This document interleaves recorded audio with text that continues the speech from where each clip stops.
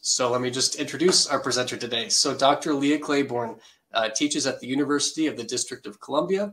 She's the coordinator of keyboard studies there, and she's a big advocate for the inclusion of piano music by Black composers in teaching and performances and scholarship. And it's been really great collaborating with her on this project and bringing some of this music in front of an audience of teachers and students. So I will hand it over to Leah. These two books are perfect for supplemental material. And what I'm hoping today is that you will be blown away first by the composers, the music, but also the incredible amount of variety that you will see in here, because I will be demonstrating a lot of that as well. So I want to go ahead and dive right into the music. And I'm going to start with the one piece, which is in book 1, and it's called The Unsung. So what you'll want to know right away is that every piece is in progressive order, okay? This is in both books. So I'm going to be highlighting 3 pieces in book 1, and then I'll be highlighting 3 pieces in book 2. So the first piece, which is unsung, or I should say the first piece that I'm going to demonstrate for you all today is called The Unsung. And this is a piece that I wrote myself. I do not consider myself a composer at all, but I know my students, right? We as teachers, we know the struggles that our students constantly come to us week to week. So I began, especially during the pandemic, really starting to write down these teaching tools that I have utilized and helped with my students. This is one of those.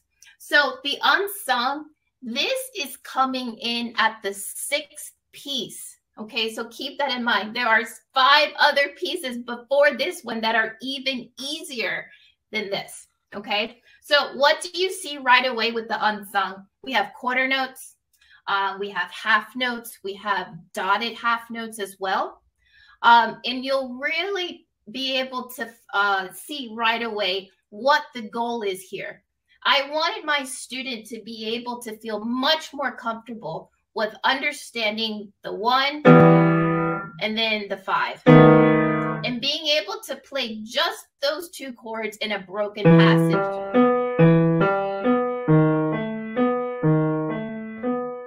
So let me play this for you so you can get it in your ear, and then we'll talk more about it.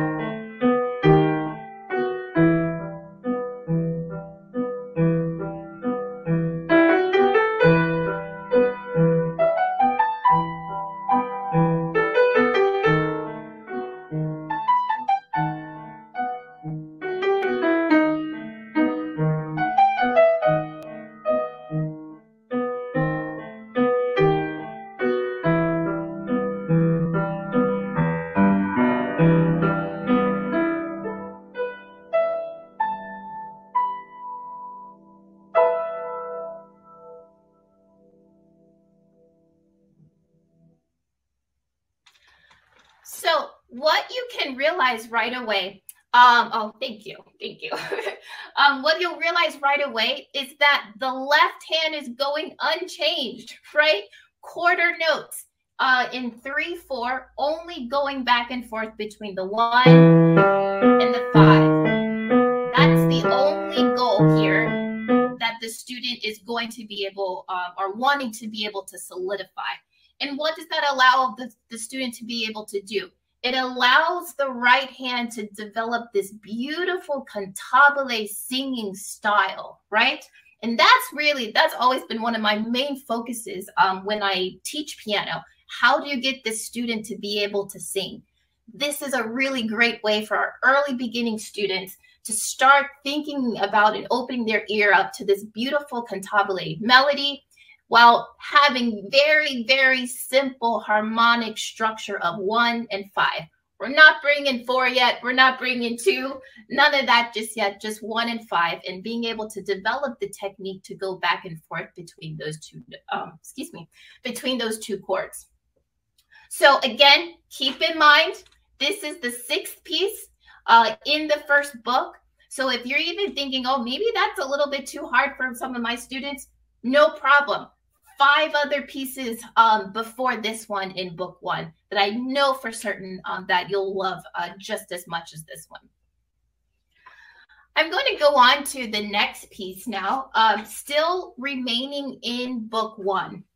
And I have to tell you what, because I know I'm speaking to teachers, for myself, I have a really hard time getting my students excited about early classical music. Maybe it's just me, I don't know. But when I came across the 12 country dances in the year 1779, written by Ignatius Sancho, my mind was blown, first of all, when I got to dive into the history of this incredible composer, which I invite all of you all to join me in this discovery if you have not come across these composers before. Apart from the brilliant music, apart from the pedagogy that is sound and solid, you and your student get the opportunity to be amazed of these incredible historical figures. We know that Ignatius Sancho, he's credited to being one of the first men of African descent to be able to vote in London. And that's because he was able to purchase property. I could go on for days and talking just about the composers, but I'm leaving that to you. And we're sticking today with the pedagogy and the music that you'll find in these books. So Lady Mary Montagu Reel, that's the name of this dance that you'll find in book 1. This is the 3rd to the end. So the next 2 pieces, these are the hardest pieces that you're going to find in book 1. So I'm going to play Lady Mary Montagu Reel, and you'll notice right away what the objective is here. We're introducing running 8th notes in the right hand and wide leaps of quarter notes in the left hand. Excuse me.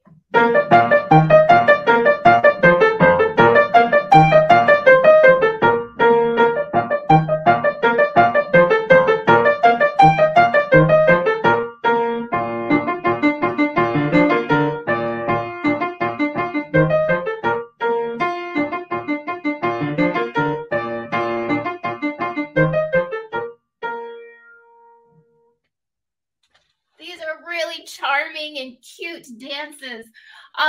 When I give this piece to a student, I often think about the very famous Handel Gavotte in G major. It comes in all of our great collections in the piano repertoire, because this is so similar to that Gavotte in G, right? The one that we love. We probably teach it every single year. And we know why we teach that one every year, right? Because we know the importance for our early beginning students to be able to start coordinating these 8th notes with quarter notes, which is where we keep our rhythm, right? What I also love about this piece and a lot of the pieces in these dances, look at the score. What I love is that there are actually no ornaments written out. Now, why is that important? At the repeat, given the style, this is a wonderful opportunity to add trills, add mordents, really anything that you want. However, if you have students who are not quite ready, you don't have to be tasked with making that explanation when they say, what's this squiggly here? Or what's this up here? What's that mean? You don't have to worry about it. This is a blank canvas for you to be able to make this piece work for your student at whatever they're able to grasp at the time. So more of these dances come up later, even in book 2. So I know that you'll really, really learn to appreciate this collection. It's absolutely wonderful. And I'm glad that it's also being featured in book 1 and book 2. I want to go on to the last piece. Actually, the last piece in book one, which is blues. This is written by a composer named Hal Smith. Now, blues is particularly really important to me, or this collection. This comes from a collection called From Faces in Jazz. And I always tell people the reason I started with this instrument is because I wanted to be a jazz pianist. And I think back to the time when I was 5 and 6 years old, learning to start piano, how incredible it would have been to have material that I could grasp and take hold of, but also was outside of perhaps the classical language and allow me to dip my toes into the jazz language or jazz harmonies. That's what always just filled my soul. And now we have it, right? With this collection, Faces, From Faces in Jazz. I'm going to play this, and I know you're going to realize right away the brilliance of this writing. One, Hal Smith gives us a right hand that goes unchanged practically for the entire piece. The right hand's only task, take a look at the score, is to play these 2 quarter notes. That's it. It's beautiful, right? Like, sign me up already. So the right hand is being tasked to play these quarter notes, and the left hand has the opportunity to bring out this beautiful, beautiful melody. And the composer writes himself, the repeated notes in the right hand are to be played as quietly blurred in the background, which surrounds the melody much as fog surrounds a landscape. So the composer himself is giving us the image, and what a wonderful opportunity to dive into the imagination of our young students and set the tone and set the scene. And we're actually starting to train them at the earliest stages to be open to the sound that this instrument is bringing to us. And how can we manipulate either our touch or the foot to create and paint that scene for us? So I'm going to play this for you.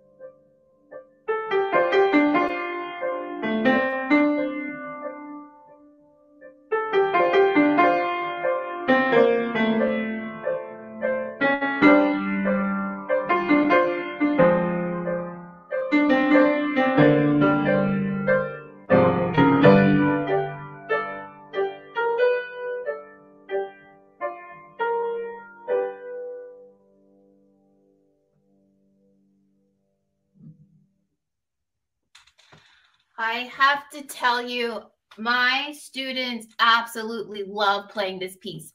Their parents love it. They love it. They love performing it. The audience loves it. It's definitely one of those crowd-pleasing pieces, and it's so wonderful for our elementary students. You'll notice right away that what is the challenge here? It's the rhythm in the left hand. But I also want to say what a wonderful opportunity to allow the right hand to kind of go on automatic pilot, right? There's not much being asked here. And you can really not only just dive into the rhythm, but internally, that student is having a pulse that goes unchanged throughout the entire piece. And this allows them to internalize that pulse and understand these rhythms much, much better than you might think reach from the very, very beginning, just looking at it. So also, We get Hal Smith later on as well in book 2. So if you like this one, be sure to order book 2 as well, because you'll have even more selections from Hal Smith. So I finished up just a very, very small sample of book 1. I hope you're already thinking, my goodness, I know just the student who can perform that piece, or I know a student who's going to learn so much from that. I'm also hoping that even within book 1, you have something from a Black female living. I guess I don't consider myself a composer, but who has contributed to this collection. We also have Ignatius Sancho, who's born in the early classical period. And then we have Hal Smith, who I believe died around 1980s. I should double check that before I say it. 2009, right? So a huge spectrum of composers, but also a huge spectrum of the variety and styles as well. So going into book 2, one thing that I haven't mentioned yet, which I will now, is the inclusion of spirituals. So you'll find the inclusion of spirituals not in both volumes, book 1 and book 2. This was incredibly important for me. One is that these particular spirituals that you'll find is by a woman named Blanche K. Thomas. And her dates are, 1885 to 1977. And Blanche K. Thomas, I'm going to leave it up to you to dive into her life and her history when you get these books. But she made it a point to make sure that youth had access to spirituals, because she felt that the Negro spiritual was an incredible teaching tool for musicians, whether it was pianists or vocalists. She wanted to include the spiritual in all of her teaching. And after having my hands on this collection, which she titles Easy Arrangements for the Piano, Spirituals and Easy Arrangements for the Piano, I completely understand why, and I am also a huge proponent of advocating for spirituals, specifically for this instrument too.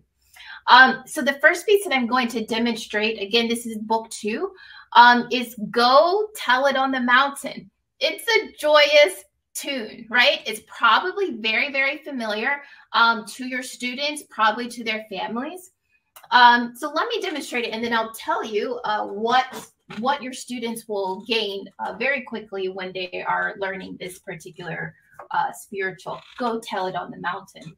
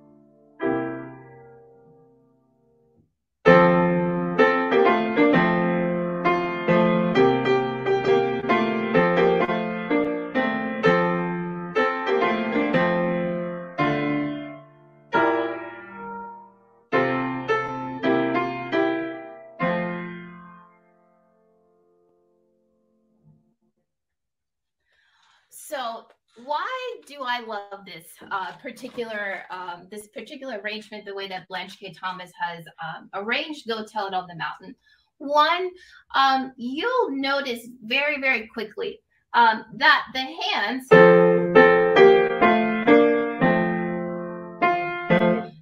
are all, for the most part, at the very beginning. The distance from the C to the A is the 6. And there's a very famous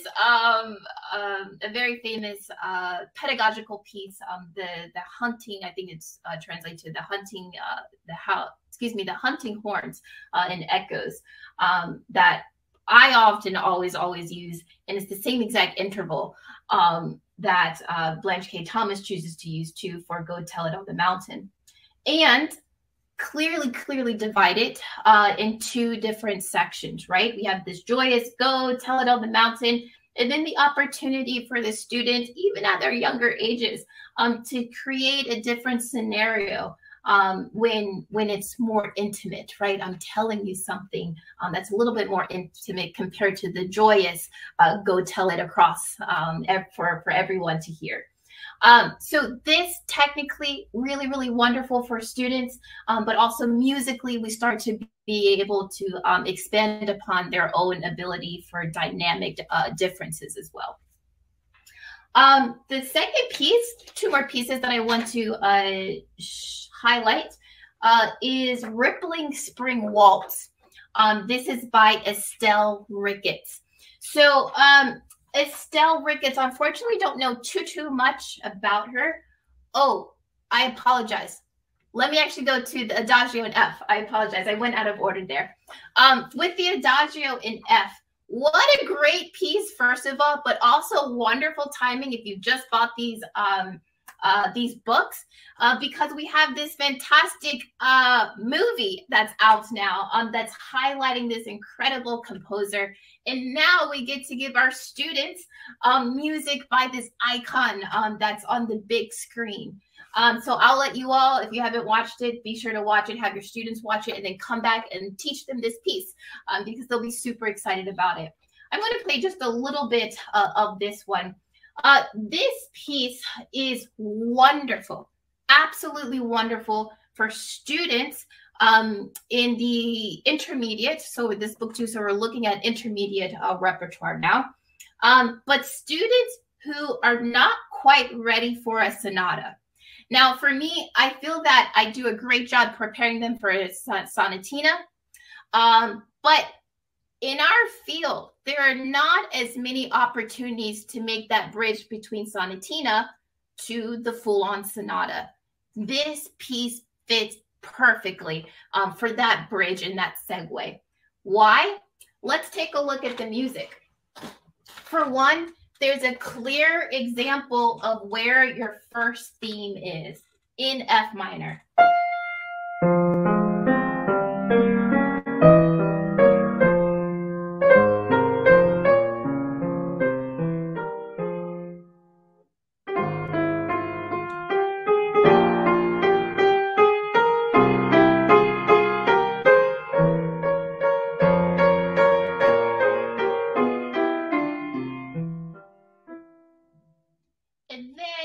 Into the second theme, beautiful A flat major.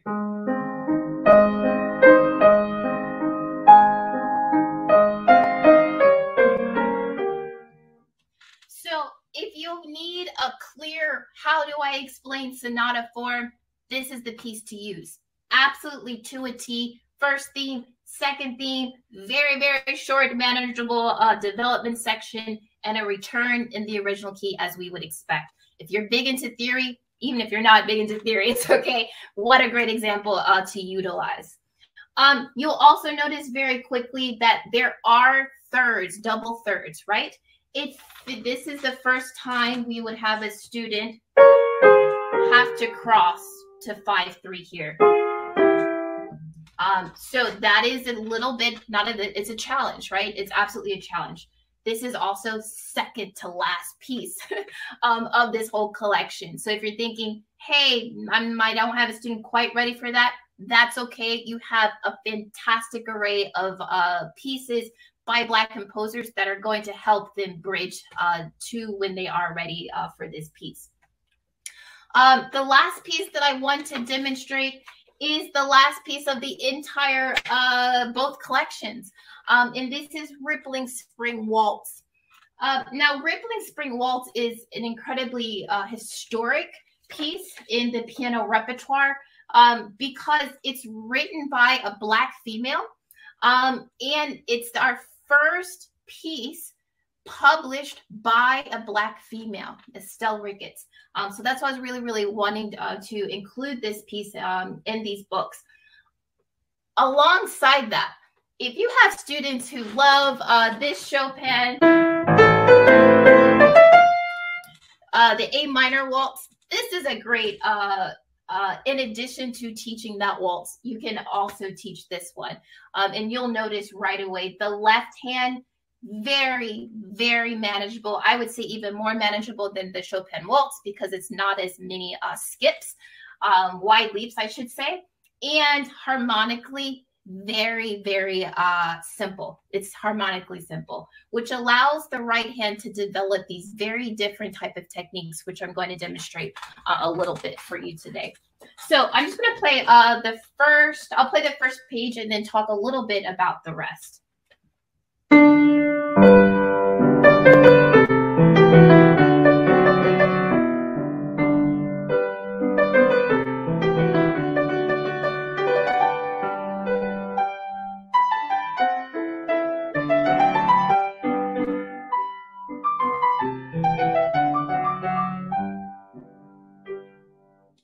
So you can tell that the left hand, it has this, our typical.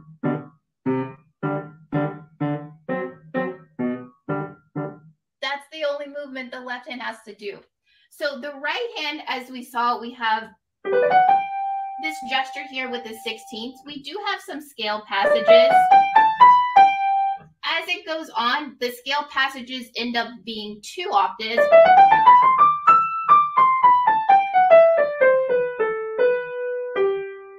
We also have some broken figurations too with the right hand.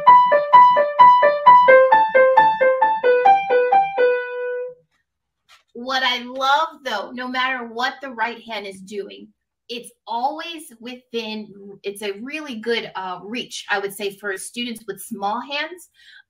There's never a point that they're having to go beyond what might feel comfortable for our young pianists with small hands.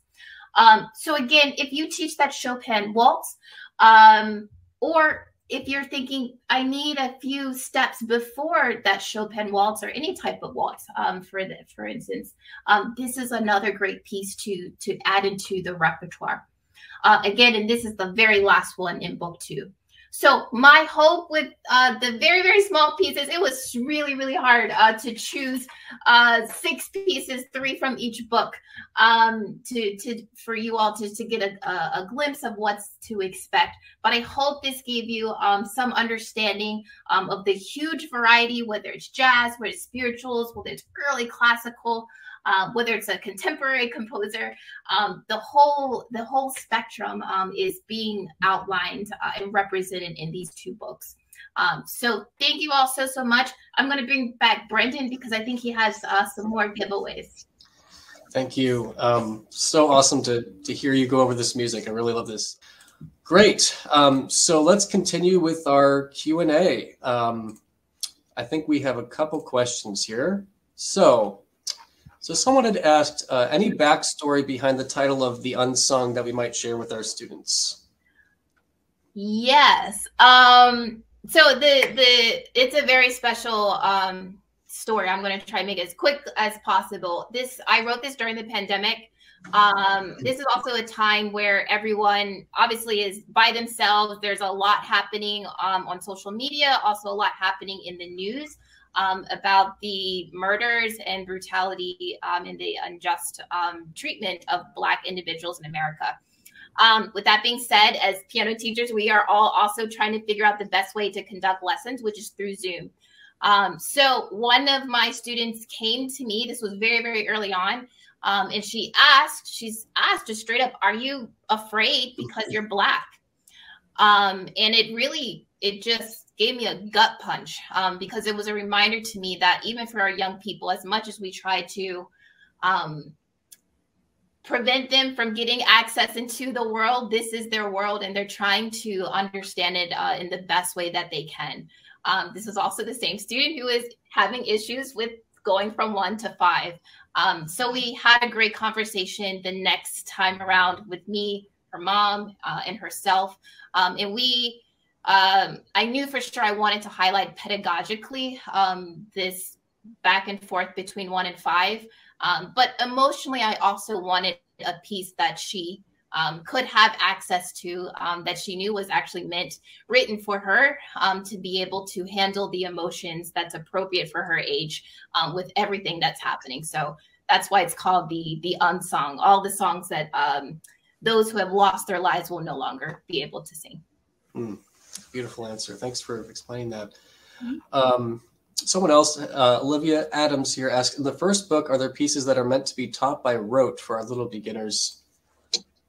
That's a great question. So I would say there's probably only one. That's not true. There's probably 3 pieces in there. One being Left Alone. That is all written, is for the left alone, is for the left hand only. It's all with on this staff. That easily can be taught by rote. I also believe another one called The King's Magic Drum, based off of this African story, folklore. The left hand goes unchanged, and that's something to the right hand. You could easily teach that by rote. So I would say like a good 3 or 4 pieces could be utilized very well for those age groups. Great. Anyone who's attending, feel free to submit questions as we're still in this Q&A session. I was going to ask Leo, do you have a favorite piece across this whole series? It's such a tough question. I was thinking earlier, I did an interview with Maria Thompson, who's an incredible pianist. And I asked her for her new CD, do you have a favorite piece? And she said, they're all my babies. How can I choose? And that's a little bit how I feel. I will say the inclusion of Blanche K. Thomas, these were works that have not been published for a very, very long time and out of print. So I'm really excited to give a rebirth of these and to put the spiritual in the forefront of pedagogy, and start utilizing these beautiful tunes in this way. But they're all great. All the composers are great. All the pieces are wonderful. Awesome. Great. Well, it looks like we don't have any other questions, but this has been really great. Thank you so much, Leah, for sharing your passion and knowledge on all this music. And everyone who attended today, I hope you check out these books and bring them into your studio. Oh, looks like we have another question. Are you presenting at NCKP this year? I am presenting at NCKP. I'm actually doing a topic on spirituals, how we can level, if we use spirituals and level them throughout our own journey from the earliest beginning students up to the most advanced. I'm also doing a keynote or TED talk, and I'm also on a couple of panels. So I will be very, very busy at NCKP. Awesome. So let me know if you all are there. We'll definitely get coffee and we'll talk. Cool. All right. Well, thanks again so much. This has been great. Everyone have a great day. Enjoy the music. Bye-bye. Bye.